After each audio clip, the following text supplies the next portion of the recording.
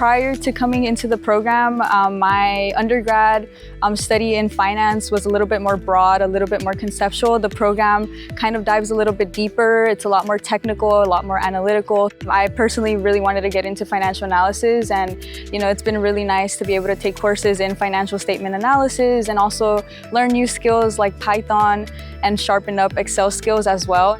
A really big strength of the program is the support that you receive via the Career Center or your peers, and even the alumni that are very willing to help a lot of the time. And it's something that really adds value to the program and adds to the overall experience.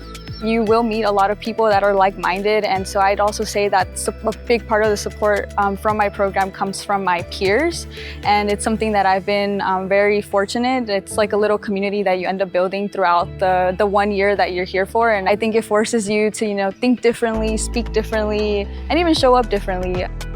Hi, my name is Nimsy, and I'm in the Masters of Finance program.